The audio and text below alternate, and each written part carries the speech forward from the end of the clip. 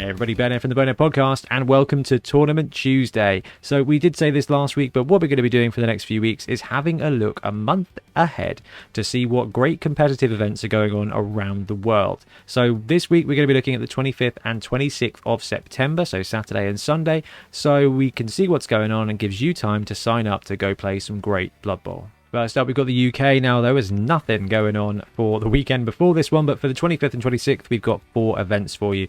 London Grand Tournament is taking place on Saturday in London. We've got the Super League Showdown, which is a 6-player team event, I believe, in Cheltenham on the Saturday.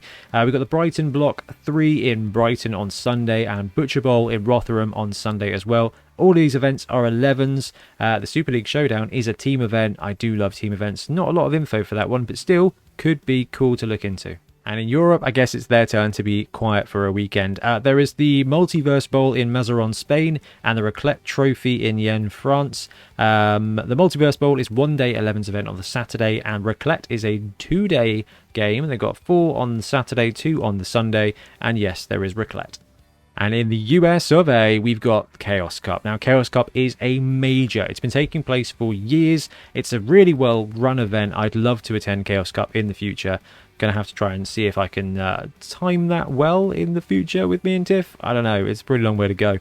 Then there is the Crossroads Clash in Elmira, New York. So there's 2 different events. One's happening on the Saturday, one's happening on the Sunday. The Saturday event is a one-day 11s event. The Sunday is a 3-round Dungeon Bowl 7s event, which is awesome to hear about. I love alternative formats. They're so creative, and just the prospect of going to a tournament, having a great day, and then coming back the next morning to play 3 rounds of a really underrated format. Absolutely awesome. So let's dive into the tournaments themselves. So London Grand Tournament, Saturday 25th. It is a one-day 3-round 11s build. Build rules 3 tiers. Everybody gets 1.15 million to put their team together, and the skills are SPP by. Slightly unusual skill scores here. So 33 SPP for tier 1, 45 for tier 2, and 57 for tier 3. Now you've got to assume that's got something to do with stacking doubles and things like that. They do have star players eligible as well, but it is normal rules. So you've got to take 11 players before you take stars. Now, 1.15 for everybody. With those allowances there, it does look like a pretty sweet spot for some tier 2, especially if you've got stars. So if you can rush maybe an ogre build with Griff, so look for ogre and Griff. Hack Phlegm with tier 2 is going to be pretty good too. 45 is 7 normals, I think, so Chaos are going to do pretty well in that one. 33 is 5 normals, so Amazon aren't going to do brilliantly, but actually Amazons with Griff is probably worth looking at there, because you can get, 6 Blodgers and 4 Guard mixed in with Griff himself. That's a pretty potent build as well. Now, I don't have a lot of information about this one, which is a bit of a shame. There's no link on the NAF page. It just says it's a 6-player team event.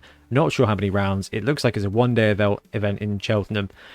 6-player teams is a big commitment. I'm a big fan of 3-player or 4-player teams. I think 4-player is probably the most popular. 6-player is a proper job, and I would love to know more about that event. And we've got the Brighton Block 3. So this is happening on the Sunday now. This is 4 rounds in one day with 11s. We did this at Sand Bowl 3. 4 rounds is fine. You're going to get brain melt kind of going through your 4th game, but it is a great way to take a team to and exhaust it, basically. You will know it inside and out by the end of the day. So, interesting one. 3 tiers, 150k over 1 million budget, so 1.15 million, which is kind of standardized. It says it in the rulebook, to be fair. Now, the skills, it's a bonus buy situation. So, it's not quite team value buy. You can spend 120k if you're tier 1, 180k if you're tier 2, and 200k if you're tier 3. Maybe that's right. And you can buy your skills. Stat increases are allowed for tier 3. So you can take an Edge boosted Goblin Doom Diver, for example. You can do stuff like that. So 120k means that tier 1 is basically getting 6 normals or 4 and a double. With tier 2 looking good as well. This is 6 skills for a tier 1 build at 1.15. It's very similar to the previous tournament we looked at, actually. Tier 3 probably a little bit under rated there, but again, tier 1, tier 2 are going to be able to add what they need to. 6 skills, 6 to 8 skills is kind of a really good place to be in a format. It allows the teams to just have a little bit of spice, especially with a little bit of stacking there, 0 to 2 skills. So you can afford to be really creative with this one, especially if you've got 180k. So something like Renegades could be really fun in this format. You will have enough skills to make your players do things, and you should have enough cash to be able to get a little bit extra on the go as well. And now for something slightly different. Butcher Bowl on Sunday the 26th in Rotherham is 1 day, 3 rounds, 11's Blood Bowl. Everybody gets 1.1 million, and you've got the Oprah rule for a chainsaw mercenary. So everybody gets a chainsaw mercenary for free, which is really cool. We're doing a very similar thing in Bombember. Everyone gets a goblin bombardier. So chainsaws everywhere. Everyone's at 1.1 million. Skills-wise, pretty limited set. 2 primary or 1 secondary for tier 1. 4 skills for tier 2, but you can swap 2 of them for a double, so it can be 2+1. And tier 3 can swap 2 normals for a double as many times as it wants. So you can have 6 normal, 4 normal and a double, 2 normal and 2 doubles, or 3 doubles straight up. So that probably puts you in a good place, but it's limited there for tier 3. Doesn't mean you don't have to buy your own chainsaw. 4 skills at tier 2 is probably where you want to be, and those teams can afford decent stars. Now, you don't need a star. You've got a chainsaw, and that's going to come for free. But 2 skills on a tier 1 team isn't a lot when it comes to tournaments. I think tier 2 is probably a place where you want to be. You want to find a team that just needs a couple of 4 primaries. You can sneak a leader in there if you've got a thrower role. High elves, potentially. They've got some great players, and you can sneak that leader in there to save you some TV. So there's some cool builds for that one. Add a chainsaw. So over in Europe, there's the Multiverse Bowl, Saturday the 25th in Mazarón, Spain. I think it might actually be. No, that's right.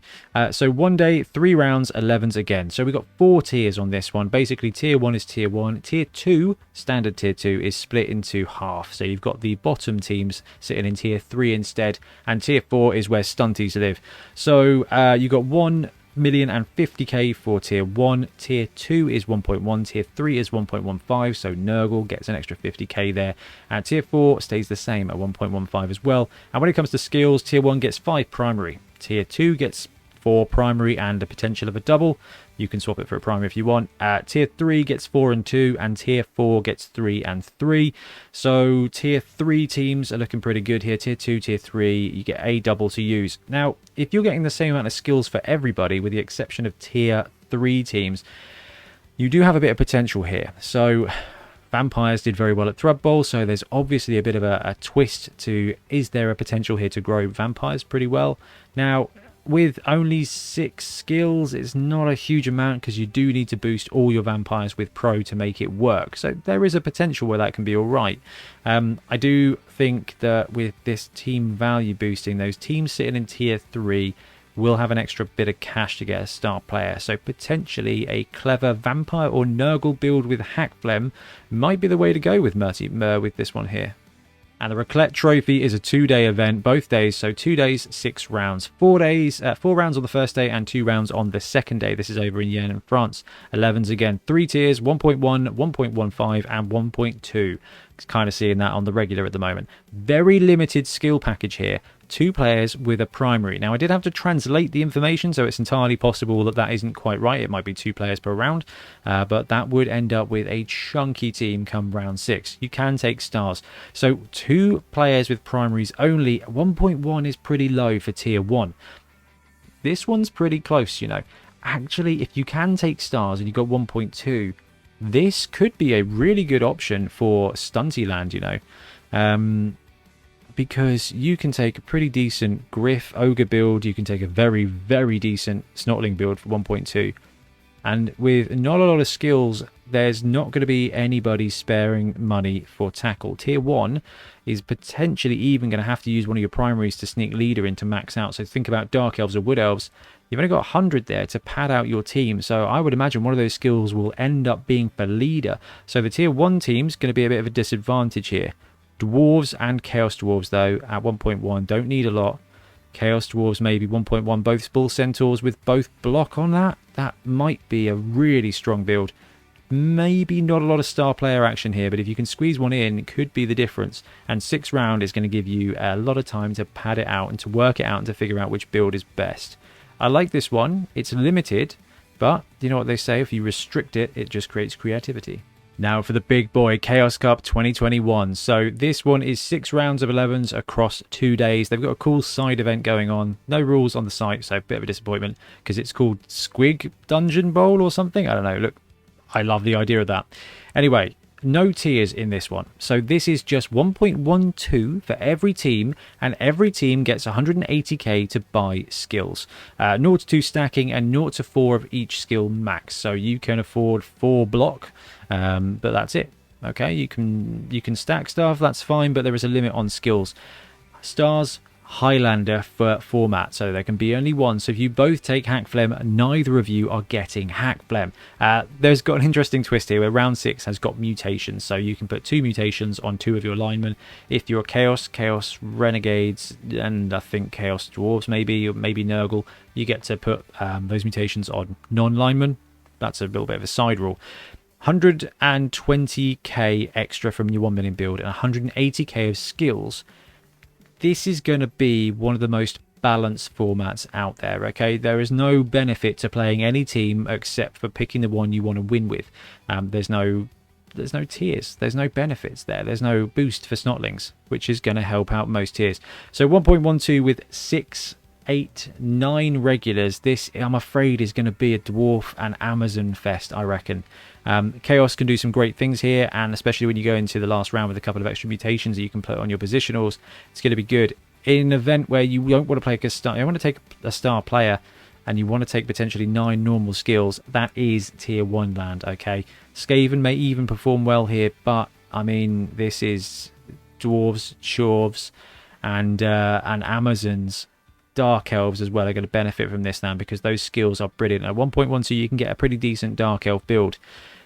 I like this. It is going to be tight, and this is going to be one of the biggest events that we see.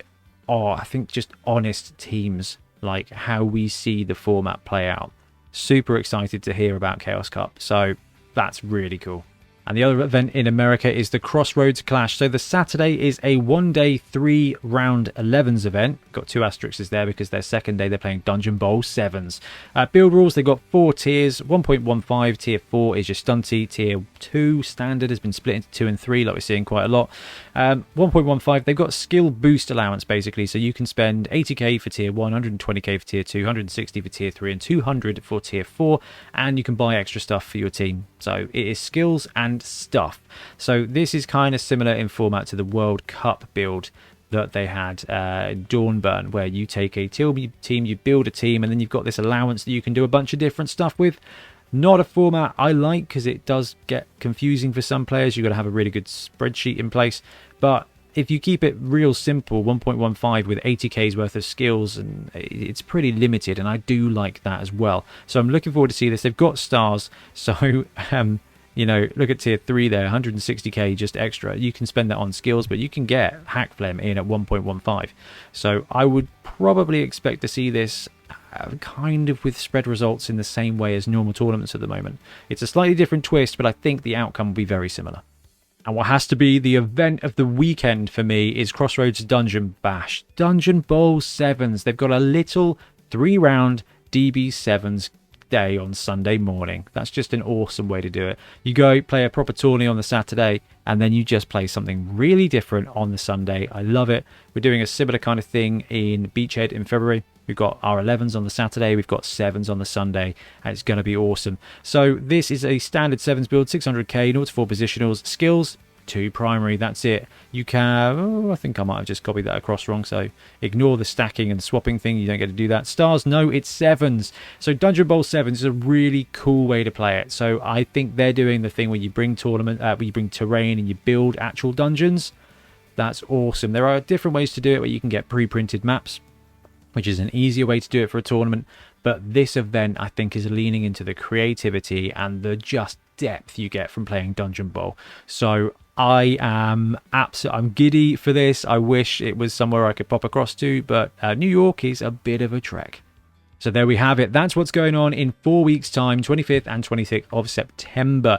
Like we said at the beginning of this video and last week, we're still kind of working through the format for Tournament Tuesday. So if you want us to do something different, if you think we can do something better, please drop it in the comments below. We want this to be kind of quick, let you know what's going on 4 weeks in advance. But, you know, we do love talking about Blood Bowl. Anyway, I'm going to disappear. Happy blocking.